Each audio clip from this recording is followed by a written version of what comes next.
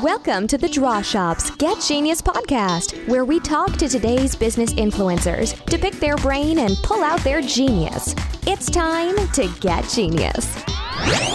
Hello, listeners, and thank you for joining me on another Tuesday for a Get Genius episode. Today, I am speaking with Michael Zipursky, and he is an author, entrepreneur, and he is the CEO of consultingsuccess.com.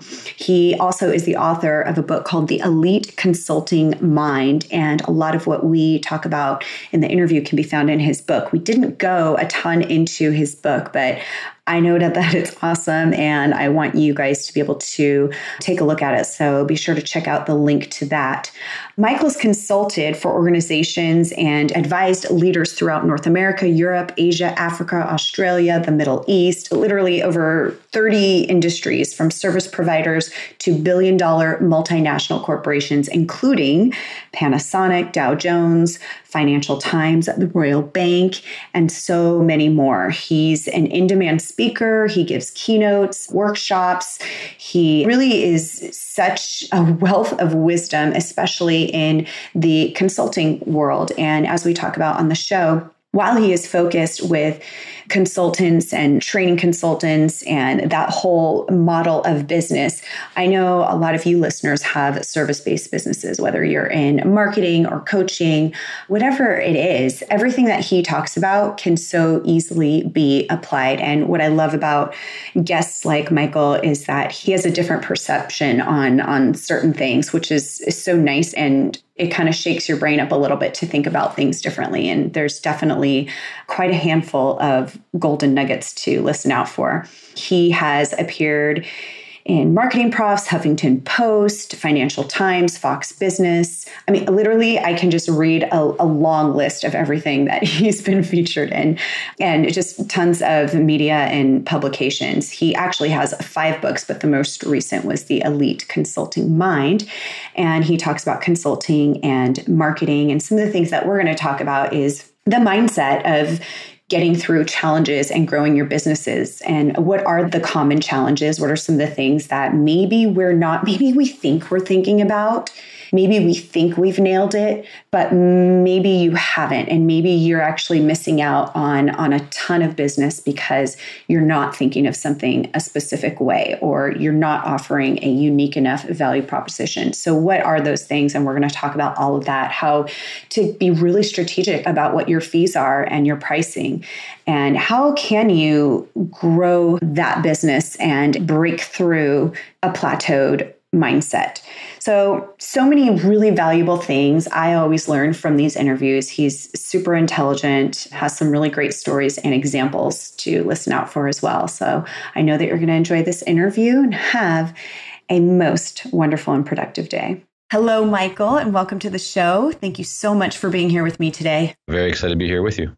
I'm pretty intrigued already with what you do, because I think you have a different way of consulting that I've read about and that I've seen from you. I'm really looking forward to you sharing these different perceptions that you have with our audience. But first, let's kind of give a background, if you can, how you became this successful consultant and started your consulting success business. So we're going back to just out of high school when I started my first business with my cousin Sam, who to this day is my business partner at Consulting Success. And we're like brothers. We've built and sold multiple businesses over the years.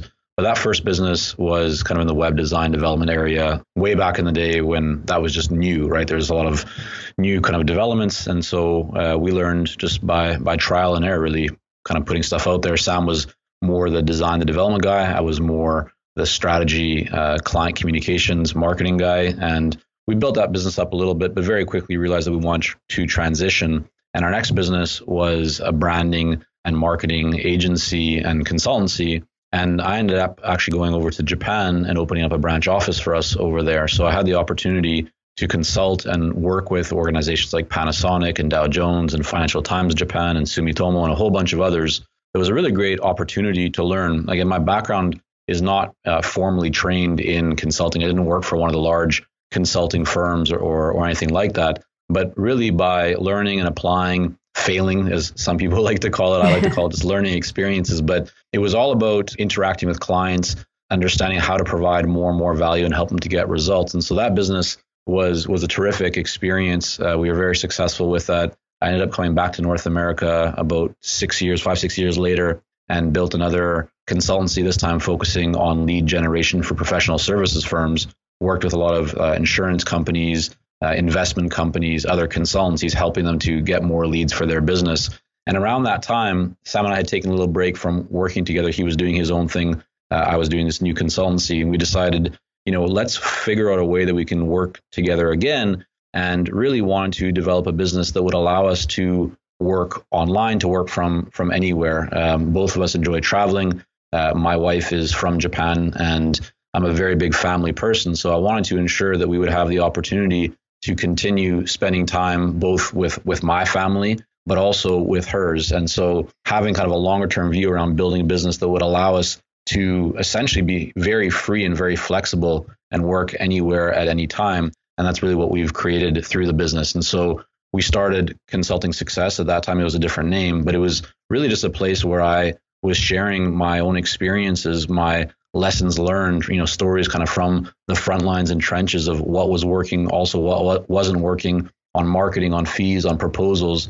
And that just took off. There was a lot of interest, a lot of people who were, resonating with that message. We didn't have any monetization plan going into it. I just wanted to share. I just wanted to help others learn from the successes that we were having, and also from the mistakes that we had made over the years and continued to. And so as time went on, we started to develop courses and programs for consultants, and now still run those programs, and especially a training and coaching program where we work very closely with a small group of consultants to help them to implement marketing systems to attract more clients and structure their offerings in a way that really leverages their experience and expertise, so they're very clear and confident on what they're offering, and so they can grow their business. It's so great to hear all this, because I know as an entrepreneur myself, and many that are listening, you start a business, it starts with an idea and you get really excited about it. And at some point in your career as an entrepreneur, there's a lot of stuff that you don't know because you're just starting. And there's so many facets to a business that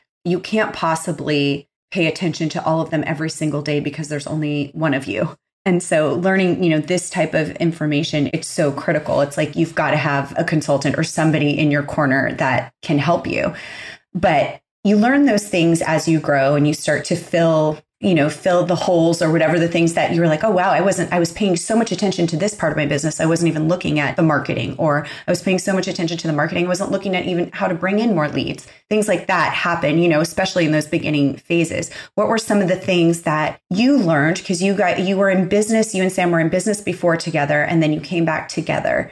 What did you learn from prior years that you said, okay, this is absolutely not what we're going to do in this new business, and these are the things that we absolutely are going to do? Yeah, that's a really good question. I think what's just important to point out to a lot of people is that it's not always necessary to try and know everything. In fact, if you spend time trying to know everything, it's most likely that you're going to end up wasting a lot of time. You're going to spend way too much of your time learning and planning and thinking and not doing. Right. And doing is what really matters. Doing is what really moves the needle. Now, that doesn't mean that you shouldn't learn the best practices and that not having a plan is a good thing. Having a good plan, having a plan that helps you to know what you should do in what order, can really shave a lot of trial and error and a lot of struggle off for you, so that you can reach success much faster. But you don't need to aim for perfection. And so for us, I think as we have continued to build businesses and sell businesses and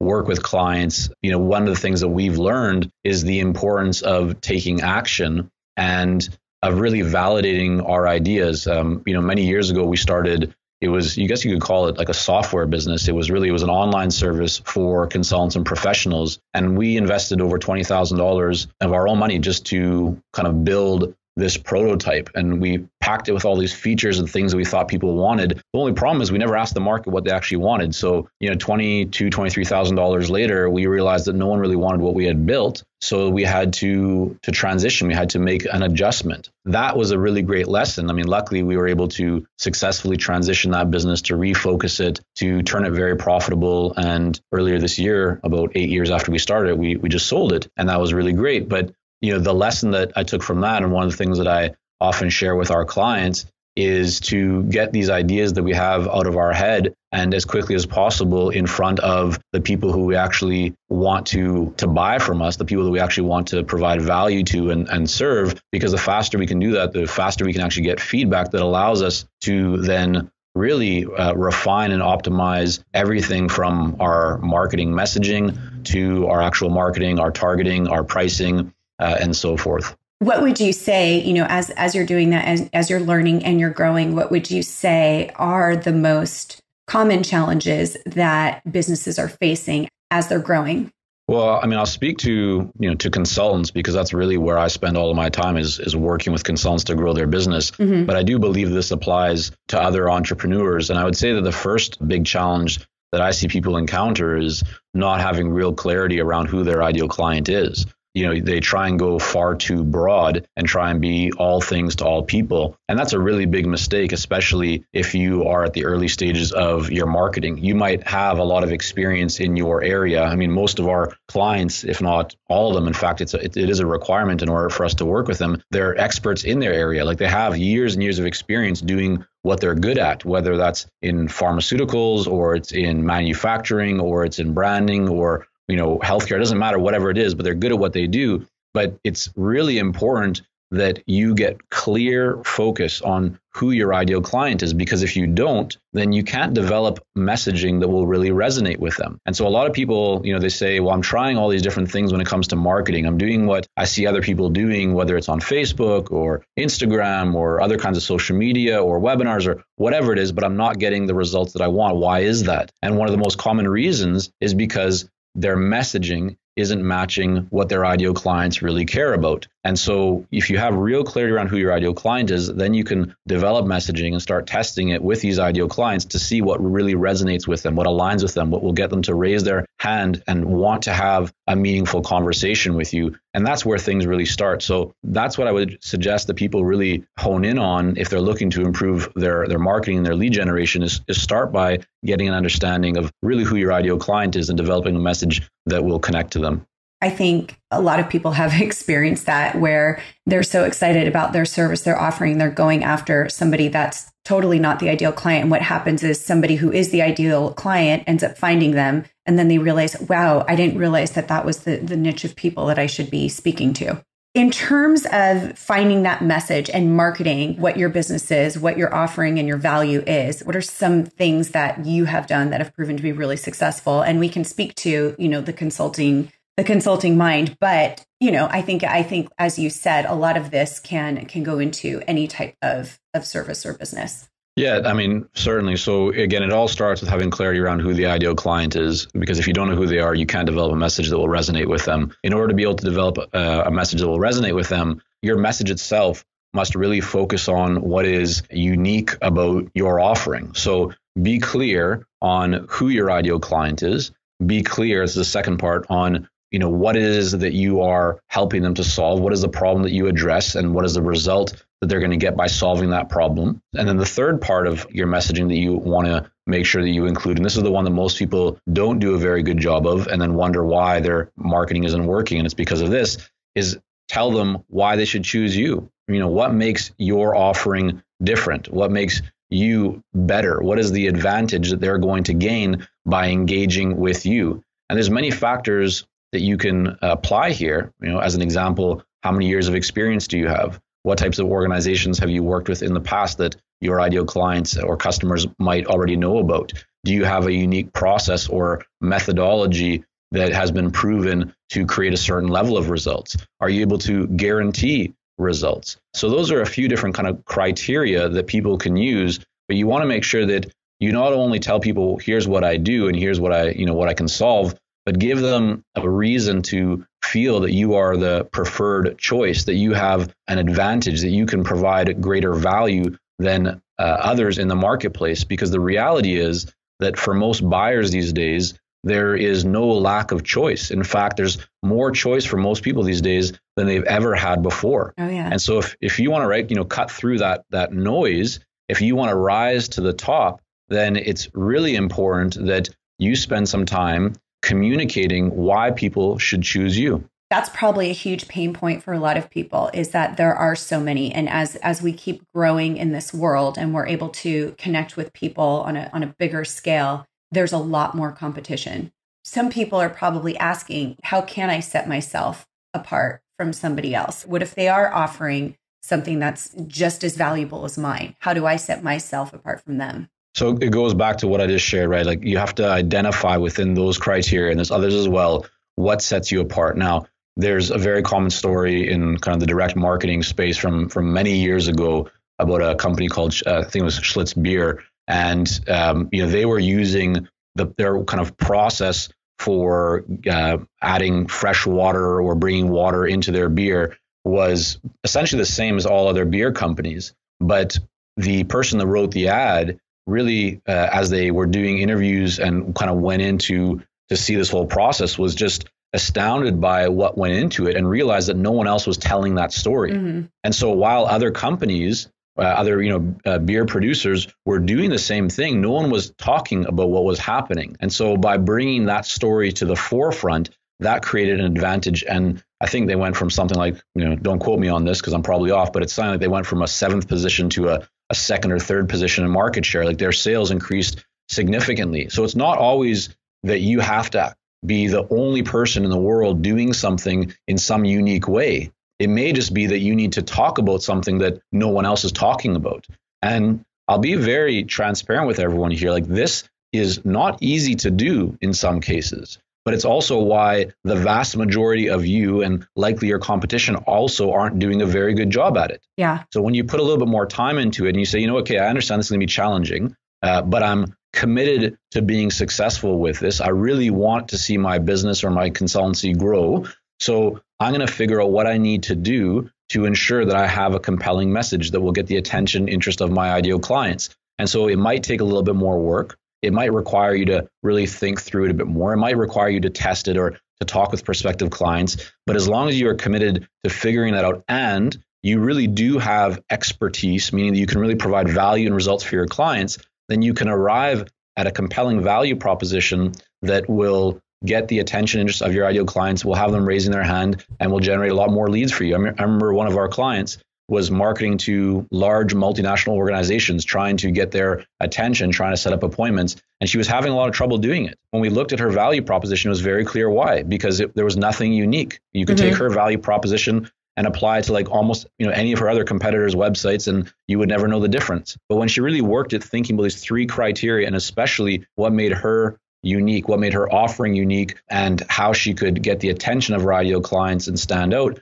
all of a sudden, CEOs of large organizations started responding to her emails, started responding to her requests for appointments, and her business never looked back. So it can have a pretty profound impact when you really put in the right type of work to achieve it. I feel like the last 2 minutes are just so important. That's so true, is that, like you said with the beer company, it's what other companies are doing, but what are you actually highlighting and speaking to, and what do people want to know? Because it's like you said, it's not so much that one is, and maybe one is better than the other, but it's really about and I know you keep saying it, but it's really looking at that ideal client and what is it that they are looking for, and to really speak to just that, to make people go, oh, because I see that all the time just in other food brands and services.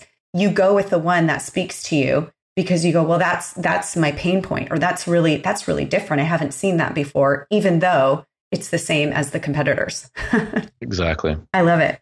You talk about technology and that it can actually hold you back from growing your business. And maybe you're specifically talking about a consulting business. I'm not sure. So I just want to hear why you feel that way and what that is all about. Sure. Yeah. Well, I'm always talking about consulting businesses because that's what I live and breathe, right? But this can really be applied to all businesses and to all entrepreneurs and any business, especially small and mid-sized businesses. But here's the reality that I've observed. In this day and age that we all live in, we are surrounded by technology. We all expect things to happen instantly because we can literally pick up our phones, we can check the weather, we can make a phone call to people across the world. Like we have instant access to a lot. So because of that, we expect that our marketing should be able to get us results very, very quickly. And in some cases, that's true. But in most cases, especially if you're targeting the world that we focus on, which is consulting or corporate or established organizations, you have to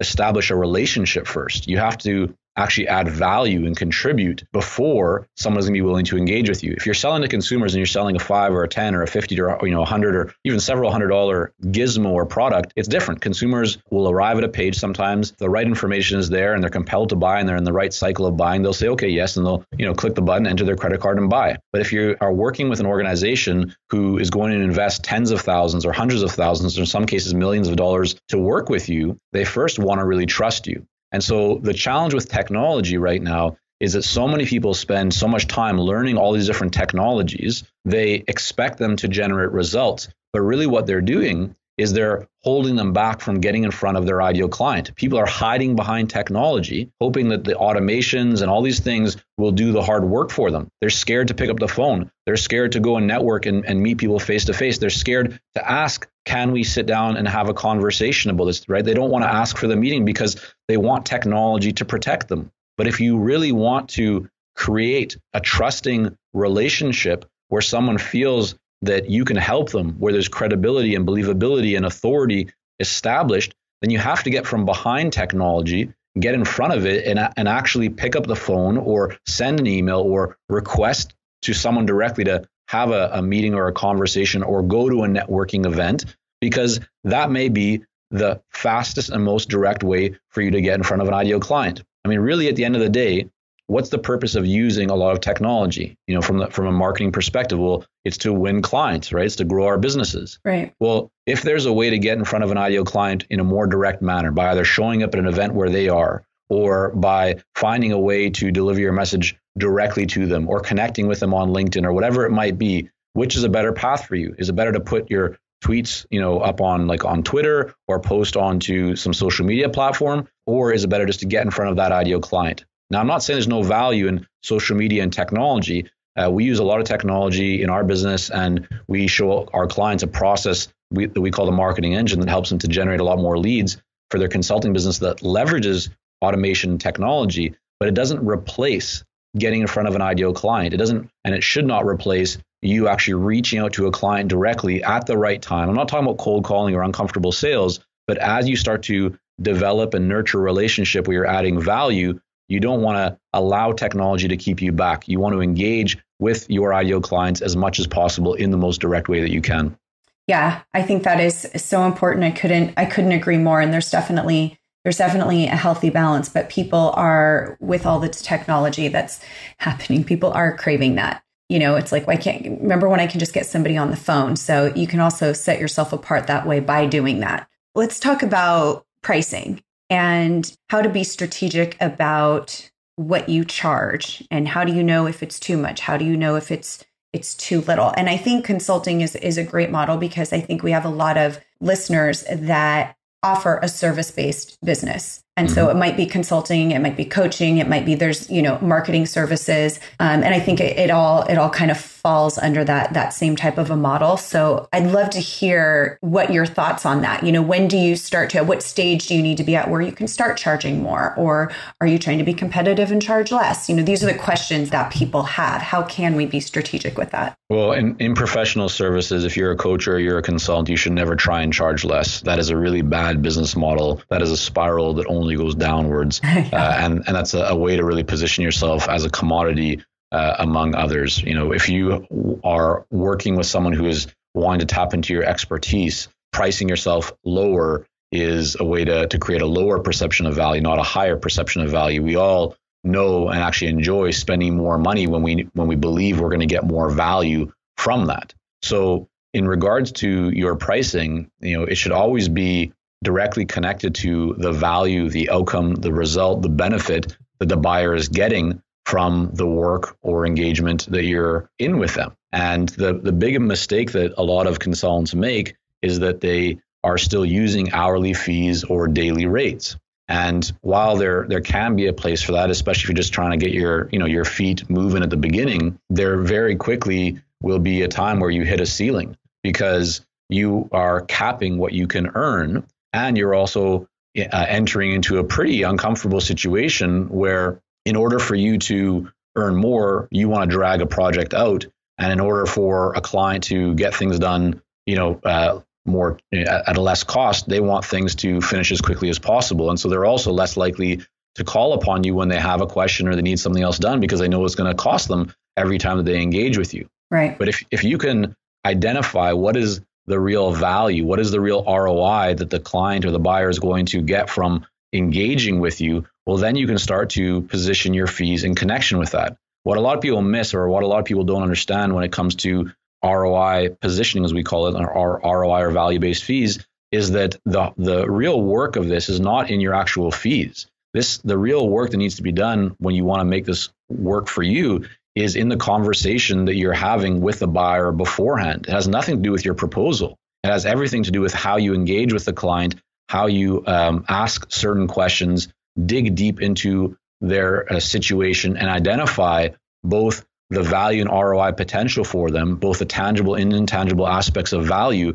but also the cost of inaction. What happens if they don't move forward? How does it affect their market share, their shareholders, their competitors, or the other landscape or environment that they're in? And when you include all of that, not you telling the buyer, but rather having a conversation with them where they themselves actually can see that and agree with that, and they're telling you that, yeah, this makes a lot of sense to me. I definitely think this is what we can create. This is the reason why we want to do it. And you explore a whole bunch of other aspects. Well, then it becomes very easy for them to understand that making a greater investment will yield, right, more value for them. And so it moves the relationship between the consultant and the buyer from one where they look at hiring you or bringing you on as an expense or a cost to one where they really see you as an investment, because the connection for them is now crystal clear. They know by making this investment of, let's just say, $50,000, that they're going to add an extra $300,000 to their business this year. And so they're willing to do that. And in fact, they're excited to do that because they know that greater growth is going to come.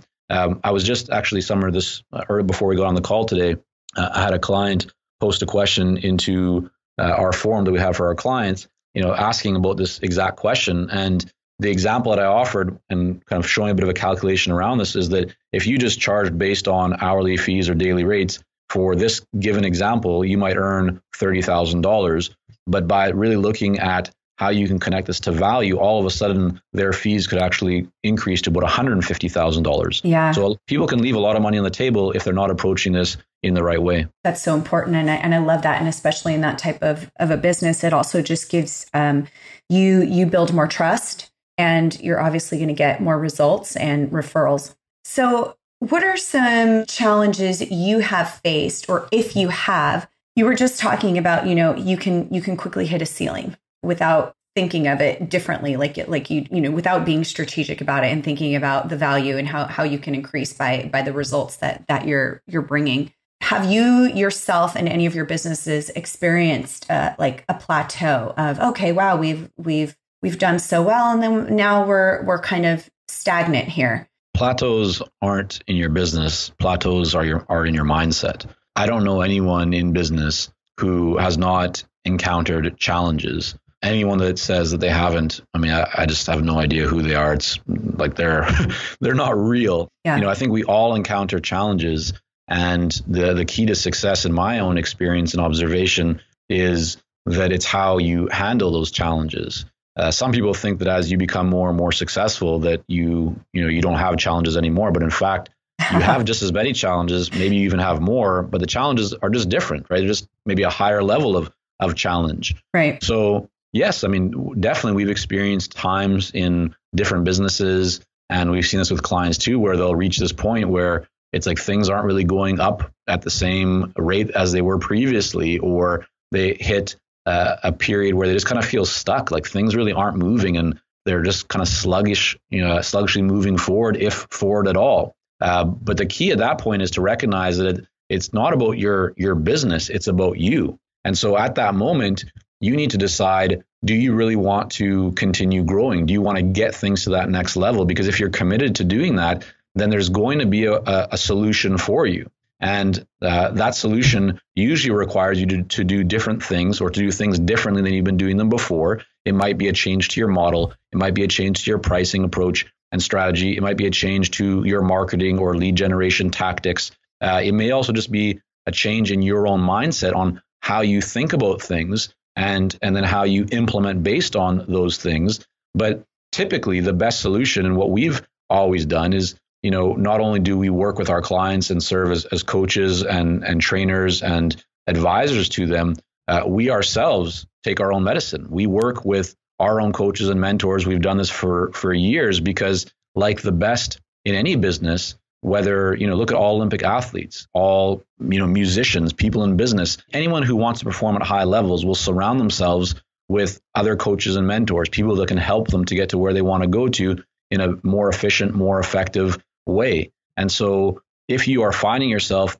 feeling stuck or, reaching a plateau, look at your own industry, look at what you're doing, find someone that is at that next level of success that you resonate with and that you feel is the kind of person that you could learn from. Reach out to them, engage in a conversation, find out how they got to where they are, and learn as much as you can, whether that's, through books, but especially if you can have a conversation with someone, that can shift your perspective very quickly. And then as long as you are open to changing things, like if you're really committed to making a change, then you probably will need to do things differently than the way that you've done them before. But we've always found that as long as we have that mindset and we're committed to growth and we're committed to learning from others and investing in ourselves and our business so that we can then continue to see greater growth, that's exactly what happens. So true. And I think, like you said, no matter what level you are with your business, you're constantly going to face challenges. Some of them are really fun, actually, when you conquer them. Some can totally stress you out. But if you are wanting to grow, it's just inevitable that you're going to face challenges, because in order to keep getting to those different levels and breaking through those ceilings, you have to do different things and you have to be more educated, and you probably have to employ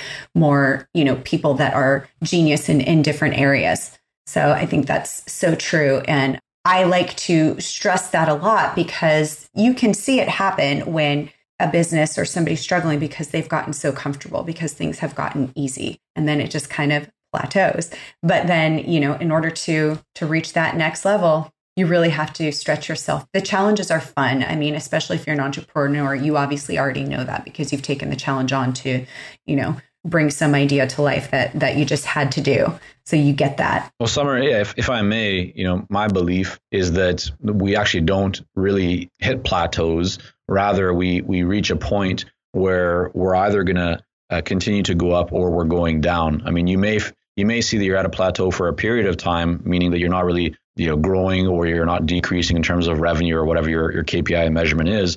But the reality is that we're in an age where there's plenty of competition around us. And so if you're not investing in your own growth and in your business and learning how to overcome challenges and reach new heights, those around you likely are. And so as they continue to improve and you're just standing still, in fact, you're going down. The other thing that I would add is I think some people actually don't enjoy challenges, even if they are entrepreneurs. The observation that I've had is if you can shift your mindset to actually understand that when you encounter a challenge, it is a good thing. It's actually a sign that you are progressing, because if you're never encountering any challenges, it means that you're just comfortable. You're in the waters of the known. Everything's nice. And that's okay for a while. If you want to grow, you're going to have to go beyond that safe harbor into uncharted waters and territory where the seas may get rough. Now you could look at that and say, well, this is really scary. Maybe I should turn back. And that's okay. If you want to do that, you'll continue to experience the same kind of results that you've had in the past.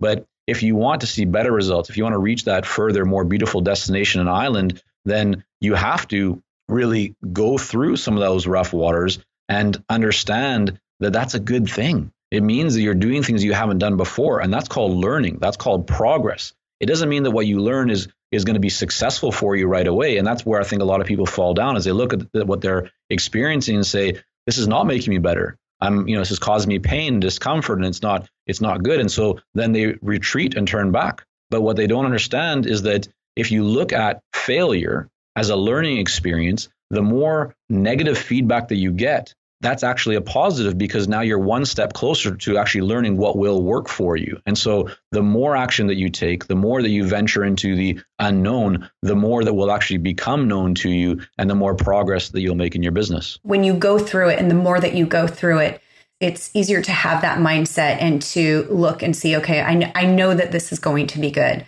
If you're early on, it's hard. And like you said, you want to retreat. It's like, wow, this is not what I really wanted to be doing. I didn't want to have to struggle this hard. But like you said, if you can have that mindset and know that this is going to be an opportunity. This is going to, every single time that you're messing up or somebody is saying this or that, it is a learning lesson for you to do things better. And really, I think one of the best ways to know see how true that is just look back in your life in general, whatever area of life it was. And you look at all of the things that you quote unquote failed at, messed up at, or feel that you struggled through.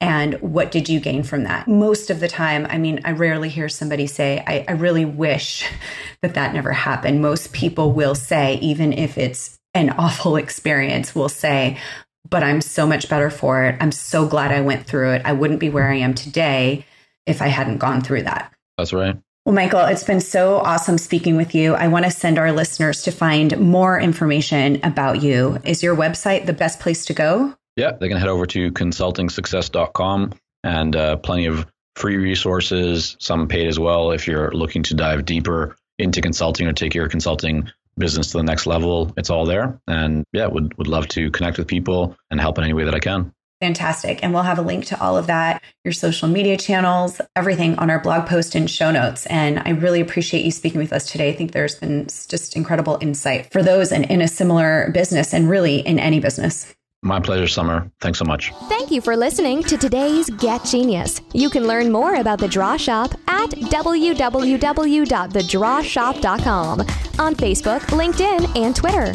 Your home for kick-butt custom whiteboard marketing videos.